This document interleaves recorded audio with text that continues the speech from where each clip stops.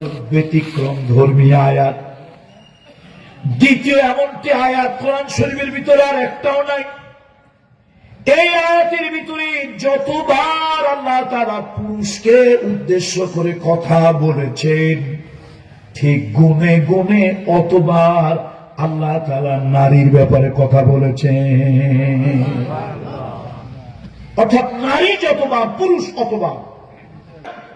আসুন কোরআন শরীফের একটা ব্যতিক্রমী আয়াত, আজকে আর তাফসীর করব না, শুধু একটু অনুবাদ করে যাব, লম্বা কথা নয়।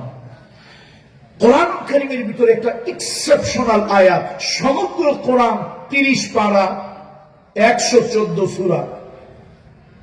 আজকের এই মাদ্রাসা থেকে, এটা মাহফিল না, এটা একটা মাদ্রাসা, এই মাদ্রাসা থেকে একটা শিক্ষা নিয়ে বাড়ি যাবে।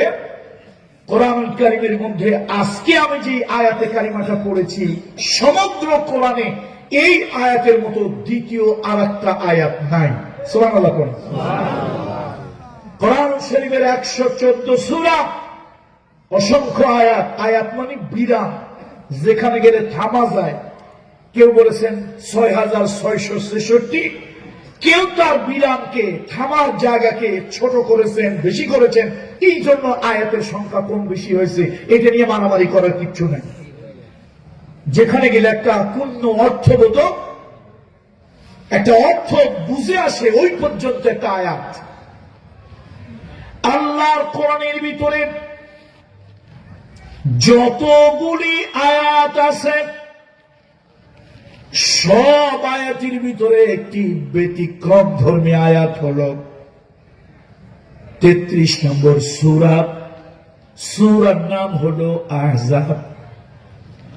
এই সূরার 35 নম্বর আয়াত। একদিন আল্লাহ নবী বসে আছেন, মুহাম্মদুর রাসূলুল্লাহ সাল্লাল্লাহু আলাইহি ওয়াসাল্লাম রাসূলুল্লাহ বসে আছেন।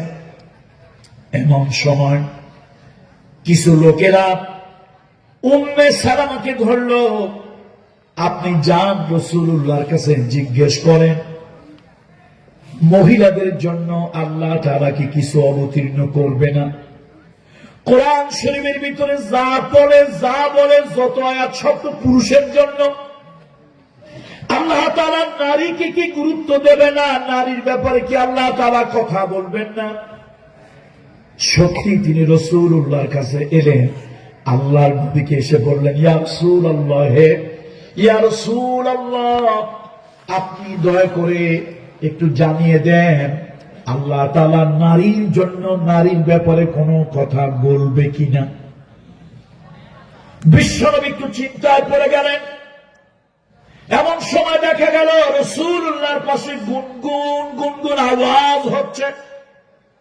একটা মৌমাছির ঝাঁক, মৌমাছির চাক যখন কোন জায়গা দিয়ে যায়, যেরকম আওয়াজ হয়, বিশ্বনবীর কাছে ওহী যখন আসতো, ওই রকম আওয়াজ শোনা যেত। এবং হুজুর আকরাম সাল্লাল্লাহু আলাইহি ওয়াসাল্লামের চেহারা মোবারক লাল হয়ে যেত। আল্লাহ নবী যদি কোনো বাহনের উপরে থাকতেন, বাহনটা সহ্য করতে পারত না, এত ওয়েট, এত ভারী আল্লাহর ওহী, আল্লাহর আসমানের জ্ঞান এত ভারী যে কোন বাহনের উপরে রাসূলুল্লাহ যদি থাকতেন, এমত অবস্থায় ওহী যদি আসতো, বাহন সহ্য করতে পারত না। সুবহানাল্লাহি ওয়া বিহামদিহি সুবহানাল্লাহিল আযীম। সাহাবীরা বুঝতে পারলো, নিশ্চয় এখন রাসূলুল্লাহর কাছে ওহী আসবে। হুজুরের চেহারা মোবারক কেমন হয়ে গেছে, হুজুরের দরদর করে ঘাম পড়তেছে। যখন ওহী আসতো, রাসূলুল্লাহ ঘেমে যেতে, দাড়ি মোবারক দিয়ে, চুল মোবারক দিয়ে টপ টপ করে পানি পড়তো। আল্লাহু আকবার। রাসূলুল্লাহর এই অবস্থা দেখে সাহাবীরা একটু দূরে দূরে সরে গেলেন। কিছুক্ষণ পরে রাসূলুল্লাহ মুস্কি মুস্কি হাসছেন, তাবাসসুম হাসি দিচ্ছেন।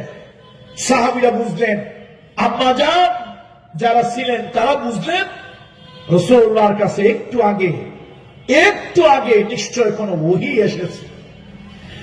আল্লাহ নবী মুস্কি মুস্কি হাসতে হাসতে বললেন, ও মহিলারা, তোমাদের ব্যাপারেও আল্লাহ তাআলা কথা বলেছেন। কোরআন শরীফের ভিতরে এই আয়াতটা হল ব্যতিক্রম ধর্মী আয়াত। দ্বিতীয় এমনটি আয়াত কোরআন শরীফের ভিতরে আর একটাও নাই। এই আয়াতের ভিতরে যতবার আল্লাহ তাআলা পুরুষকে উদ্দেশ্য করে কথা বলেছেন, ঠিক গুনে গুনে অতবার আল্লাহ তাআলা নারীর ব্যাপারে কথা বলেছেন। অর্থাৎ নারী যতবার পুরুষ অতবার, একবারের জন্য না নারীকে বাদ দেওয়া হয়েছে না পুরুষকে বাদ দেওয়া হয়েছে। তাহলে আমরা কিন্তু তাফসীর করতে পারবো না। তাফসীর অনেক বড় ব্যাপার, একটু ভাবার্থ অর্থাৎ অনুবাদ থেকে একটু বেশি। তাহলে দয়া করে যদি আপনারা বুঝে থাকেন আমার কথা বলুন তো, কোন সূরা থেকে আমি তেলাওয়াত করেছি?